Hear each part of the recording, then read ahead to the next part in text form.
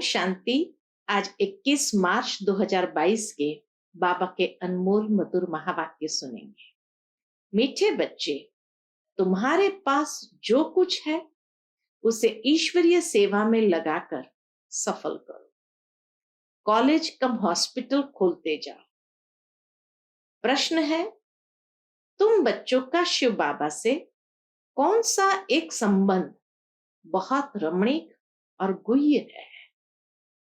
उत्तर है, तुम कहते हो शिव बाबा हमारा बाप भी है तो बच्चा भी है, परंतु बाप सो फिर बच्चा कैसे है? यह बहुत रमणीक और गुह्य बात है। तुम उन्हें बालक भी समझते हो क्योंकि उन पर पूरा बलिहार जाते हो। सारा वर्षा पहले तुम उनको देते हो।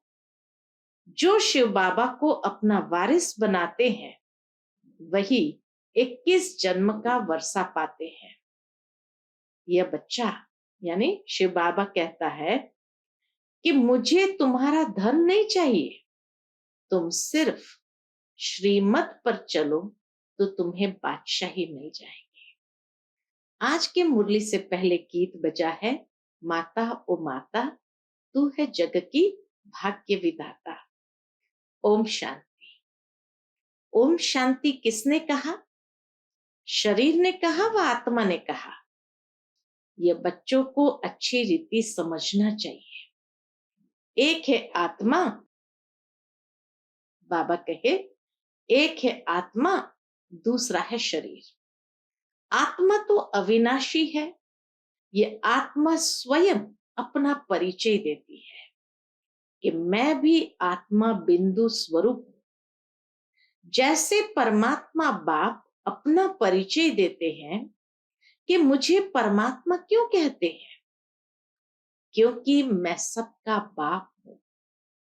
सभी कहते हैं कि हे परमपिता परमात्मा, हे भगवान, ये सब समझने की बातें हैं, अंधश्रद्धा की बात नहीं।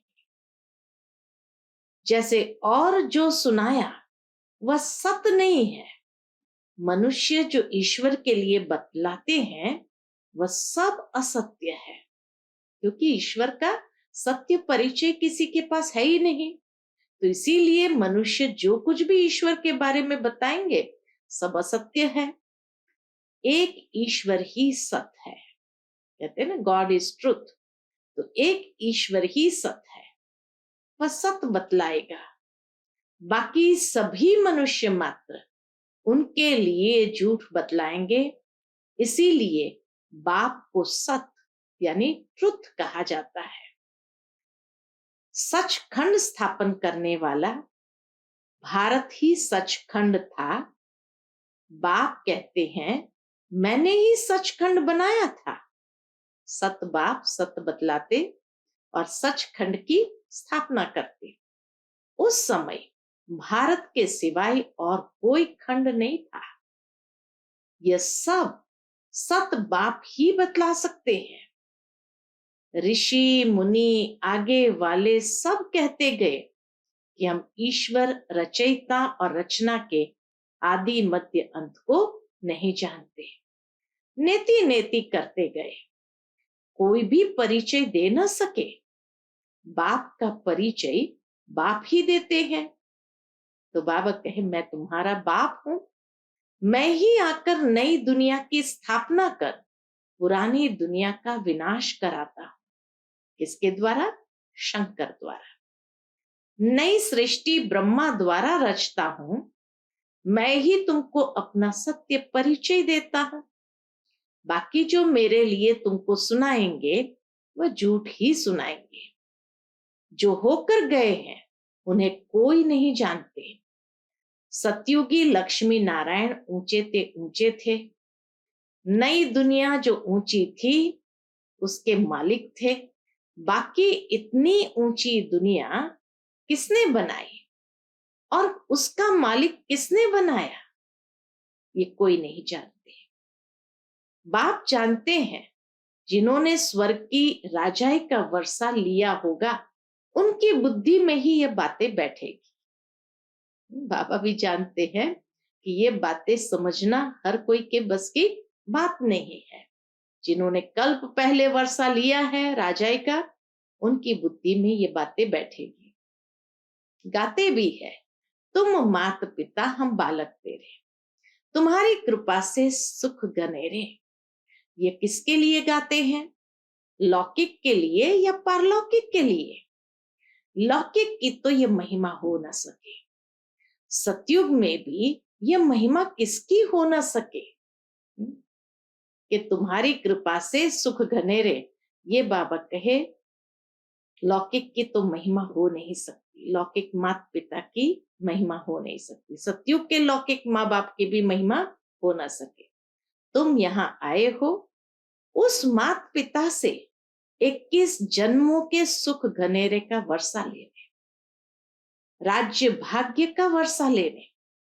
भगवान है ही रचयिता, तो उनके साथ माता भी होगी ना। भगवान रचयिता है तो उनके साथ माता भी होगी ना। यहां तुम बच्चे कहते हो हम माता पिता के पास आए हैं, यहाँ कोई गुरु गोसाई नहीं है। बाप कहते हैं तुम मेरे से फिर से स्वर्ग का वर्षा ले रहे हो। सतयुग में लक्ष्मी नारायण ही राज्य करते थे, श्री कृष्ण को सब प्यार करते हैं, भला राधे को क्यों नहीं करते? लक्ष्मी नारायण छोटेपन में कौन है ये कोई नहीं जानते। लोग समझते हैं ये द्वापर युग में हुए हैं। माया रावण ने बिल्कुल तुच्छ बुद्धि बना दिया है। तुम भी पहले पत्थर बुद्धि थे, बाबा ने तुमको पारस बुद्धि बनाया है। पारस बुद्धि बनाने वाला एक बाप ही है। स्वर्ग में सोने के महल होंगे, यहाँ सोना तो क्या तांबा भी नहीं मिलता। यहाँ सोना तो क्या तांबा भी नहीं मिलता। पैसे तांबे के भी नहीं बनाते, वहां तो तांबे की कोई कीमत ही नहीं। यह जो गाया हुआ है, किनकी दबी रही धूल में किनकी राजा खाए, वह फिर होना है जरूर। ऐसे ही बाबा कहे फिर से होना है जरूर। बरोबर आग लगी थी, विनाश हुआ था, सो फिर होना है जरूर। 5000 वर्ष पूर्व समान फिर से दैवी स्वराज्य स्थापन हो रहा है। तुम बच्चों को राजाई देता, अब जितना जो पढ़े विचार करना चाहिए कि यह सतयुग में लक्ष्मी नारायण राजा रानी तथा प्रजा कहां से आए, उन्होंने राज्य कहां से लिया। एक दो से लेते हैं, वह सूर्यवंशी से चंद्रवंशियों ने लिया, चंद्रवंशियों से फिर विकारी राजाएं लेते हैं, राजाओं से फिर कांग्रेस सरकार ने लिया। अब तो कोई राजाई नहीं है। लक्ष्मी नारायण स्वर्ग के मालिक थे ना। 8 गद्दियां चली, त्रेता में सीताराम का राज्य चला, फिर माया का राज्य शुरू हुआ। विकारी राजाएं निर्विकारी राजाओं के मंदिर बनाकर पूजा करने लगे, पूज्य थे वही पुजारी बने। अभी तो विकारी राजाएं भी नहीं है। अब फिर नई दुनिया की हिस्ट्री रिपीट होगी। बाबा कहे अब फिर नई दुनिया की हिस्ट्री रिपीट होगी। नई दुनिया के लिए बाप ने तुमको राजयोग सिखलाया था। बेहद के बाप से वर्षा लेना है। जो इम्तिहान पास करेंगे वही कल्प कल्प ऊंच पद पाएंगे। यह है पढ़ाई, गीता पाठशाला। वास्तव में इनको कहेंगे क्या कहेंगे? बाबा कहे वास्तव में इनको गॉड फादरली यूनिवर्सिटी कहना चाहिए, क्योंकि इनसे ही भारत स्वर्ग बनता है। परंतु इस बात को सभी समझते नहीं है, कुछ देरी है। अभी बाबा कहे समय में कुछ देरी है, आगे चलकर प्रभाव निकलेगा। यह सब शिव बाबा ही समझाते हैं। शिव बाबा कहे या शिव बालक कहे, शिव बाबा भी है तो माँ भी है। अगर शिव भगवान माँ न होती तो तुम ऐसे क्यों पुकारते कि तुम मात पिता हम बालक तेरे? बुद्धि काम करती है। शिव भगवान बाप भी है तो माँ भी है। अब बताओ, शिव को माँ है? कितनी सुंदर प्रीति से बाबा पूछते हैं कि बताओ, शिव को माँ है? शिव तुम्हारा बच्चा है? जो कहते हैं शिव हमारा बाप भी है, बच्चा भी है, वो हाथ उठावे। ये बहुत रमणीक और गुह्य बात है। बाप सो फिर बच्चा कैसे हो सकता है? वास्तव में कृष्ण ने तो गीता सुनाई नहीं। वह तो माँ बाप का एक ही बच्चा था। सतयुग में तो मटकी आदि फोड़ने की कोई बात नहीं है। गीता सुनाई है शिव ने, उनको बालक भी समझते हैं क्योंकि उन पर बलिहार जाते हैं। बालक समझेंगे तभी उन पर न्योछावर हो जाते हैं। सारा वर्षा उनको देते हैं। तुम गाते भी थे, शिव बाबा आप आएंगे तो हम बलिहार जाएंगे। अब बाप कहते हैं तुम मुझे वारिस बनाएंगे तो मैं तुमको 21 जन्म के लिए वारिस बनाऊंगा। बाबा की ये कंडीशन है। लौकिक बच्चा तुमसे लेगा, देगा कुछ भी नहीं। यह तो फिर देते देखो कितना है। शिव बाबा तो बाप बनकर देता कितना है। हाँ, अपने बच्चों को भी भल संभालो, परंतु श्रीमत पर चलो। मुख्य बात है बाबा की, श्रीमत पर चलो। इस समय के बच्चे बाप के धन से पाप ही करेंगे।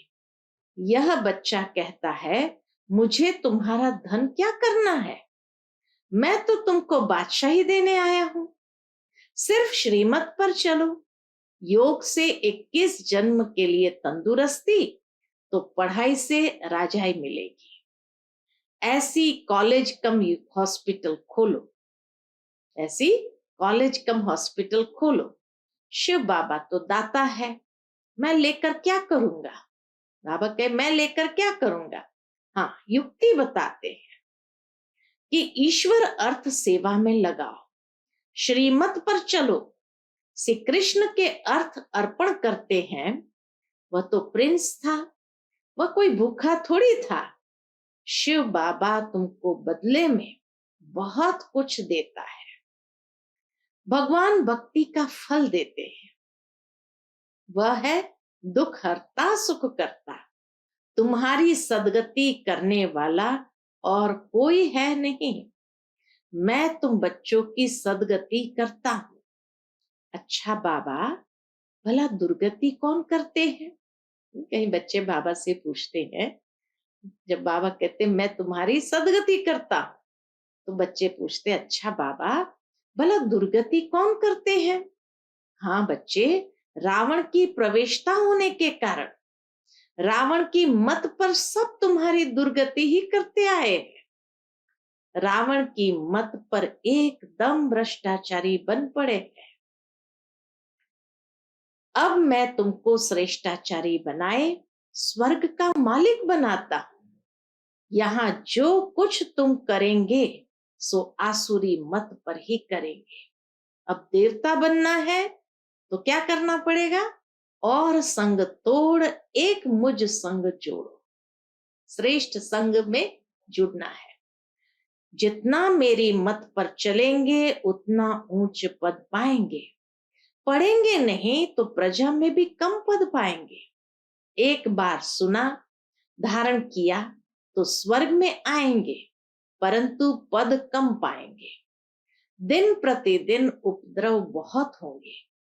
जो मनुष्य भी समझेंगे कि बरोबर यह तो वही समय है, परंतु बहुत देरी से आने से इतना ऊंच पद तो पा नहीं सकेंगे। योग बिगर विकर्म विनाश नहीं होंगे। अभी सबकी कयामत का समय है। बाबा कहे अभी सबकी कयामत का समय है। हिसाब किताब चुकतू करना है। यहां तुम्हारे कर्म विकर्म बनते जाते हैं। सतयुग में कर्म अकर्म बन जाते हैं। कर्म तो जरूर सब करेंगे, कर्म बिगर तो कोई रह नहीं सकेंगे।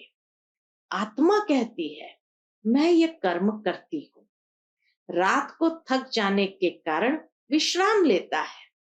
आत्मा ही कहती है रात को थक जाने के कारण विश्राम लेता हूं, इस ऑर्गन्स को अलग समझ सो जाता हूं, जिसको नींद कहा जाता है। अब बाप कहते हे आत्मा, मैं तुमको सुनाता हूं, सुधारण करो। जैसे बाबा सन्मुख बात करते हैं कि हे आत्मा, मैं तुमको सुनाता हूं, सुधारण करो। गृहस्थ व्यवहार में रहते पढ़ाई भी करो, पढ़ाई से ही उच्च पद मिलेगा। पवित्र बनने बिगर यह ज्ञान बुद्धि में नहीं बैठेगा। माया बुद्धि को अपवित्र बनाती है, इसलिए बाबा का नाम है हे पतित पावन, है ना। हे पतित पावन कह करके सभी पुकारते हैं।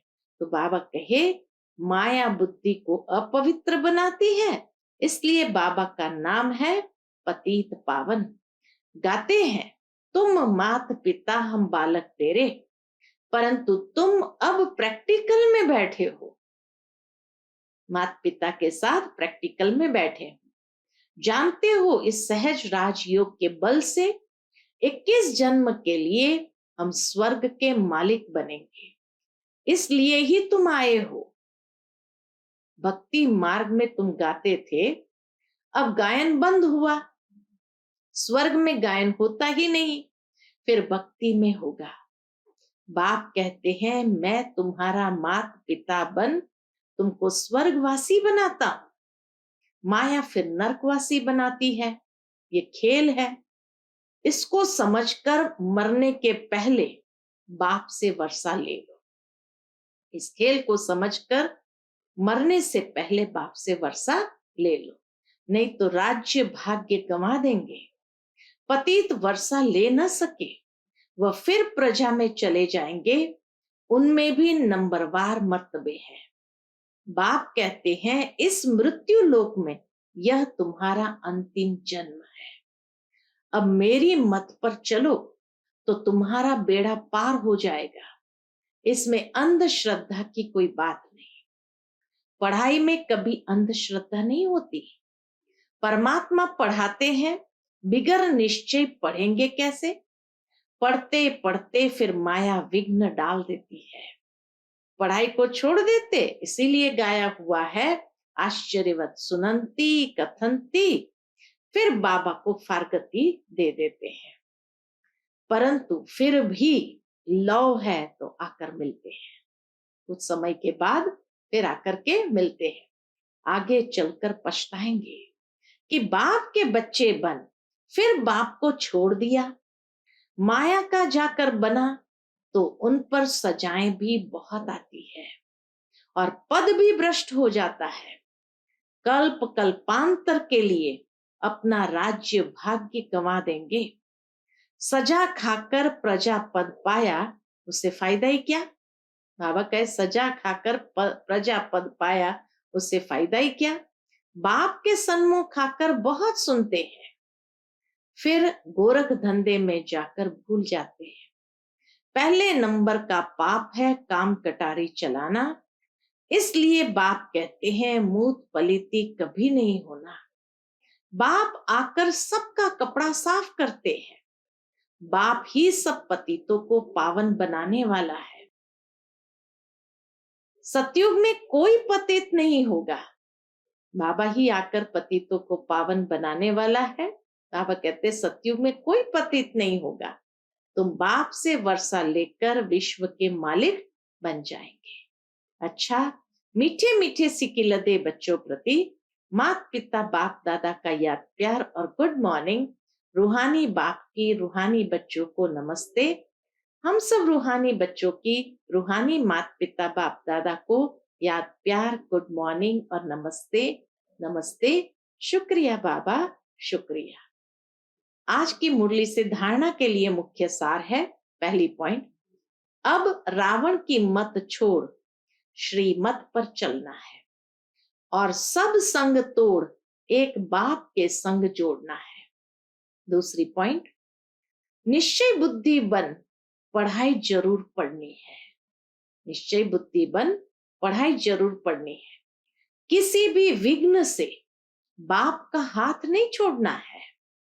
योग से तंदुरुस्ती और पढ़ाई से राजाई लेनी है।